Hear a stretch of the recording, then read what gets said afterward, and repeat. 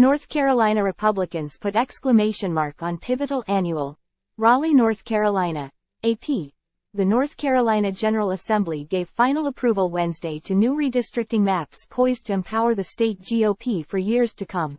Passage of the maps also marks a final achievement for Republican leaders in this year's annual session that saw their priorities on abortion, LGBTQ+ and gun rights, voting rights and education become law, and in turn eroded Democratic Governor Roy Cooper's powers. Lawmakers in the ninth largest U.S. state enacted new boundary lines for state House and Senate districts and for the U.S. House delegation in a series of party line votes. The redistricting, resulting from court rulings related to maps for the 2022 elections, could give North Carolina Republicans at least 3 more seats in the U.S. House after 2024 at the expense of first and second-term incumbent Democrats, according to state election data. That alteration could help Republicans nationally keep a House majority on Capitol Hill. The state House and Senate maps also put Republicans in a decent position to retain complete control of both chambers through the rest of the decade. While Republicans have held majorities in both chambers since 2011, this year marked the first in 5 years that they held veto-proof majorities, the result of 2022 electoral gains and the party switch of a House Democrat in April. The narrow supermajorities resulted in all 19 of Cooper's vetoes this year being overridden. Rep. Jason Saine, R. Lincoln, left, and Sen. Jim Perry, R. Lenoir, right, confer on the House floor as lawmakers debate over redistricting bills at the Legislative Building. Tuesday, October 24, 2023. In Raleigh, North Carolina. AP photo. Chris Seward. We've campaigned and run on and speak to our constituents about the things that resonate with us and with our base, said GOP Senate Minority Whip Jim Perry of rural Lenoir County. We're doing exactly what we said we were going to do. Bills vetoed by Cooper that are now law tightened North Carolina's ban on most abortions from after 20 weeks of pregnancy to 12 weeks. Prohibited gender-affirming medical treatments for youth.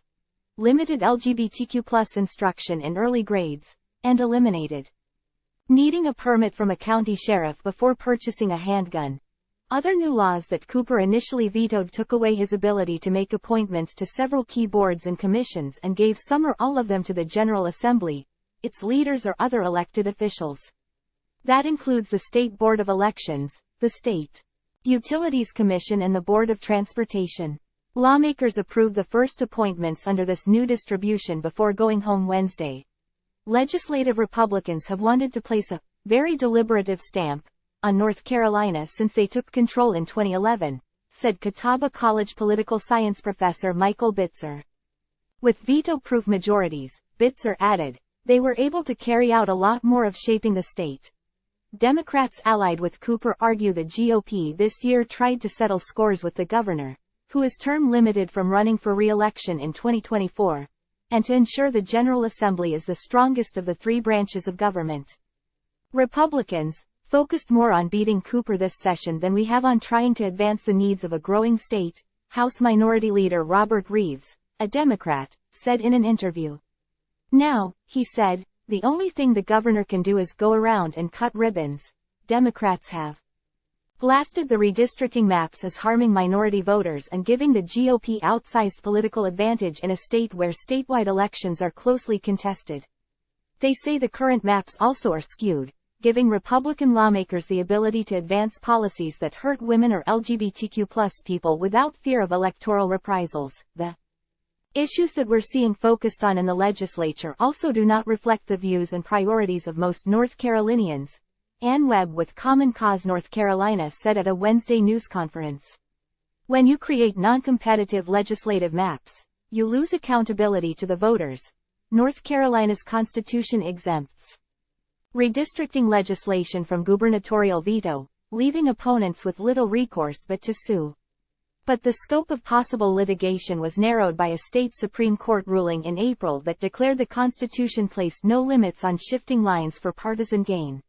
Democratic lawmakers suggested during legislative debate that lawsuits alleging racial bias in the maps lie ahead. Lawsuits already have been filed over the appointments laws and one LGBTQ+ law.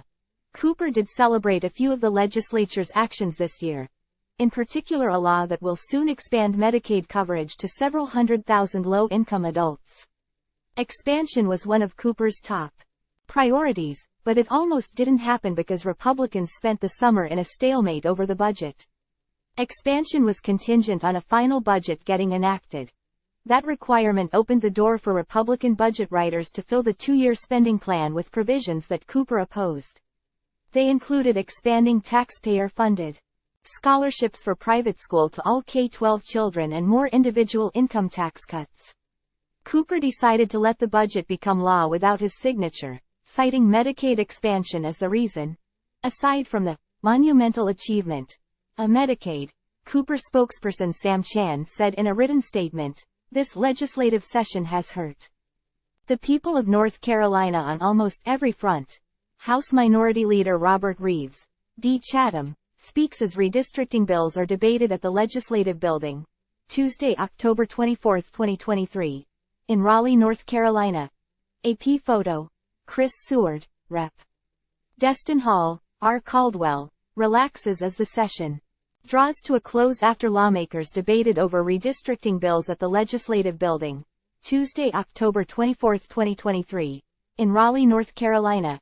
AP photo. Chris Seward, Rep.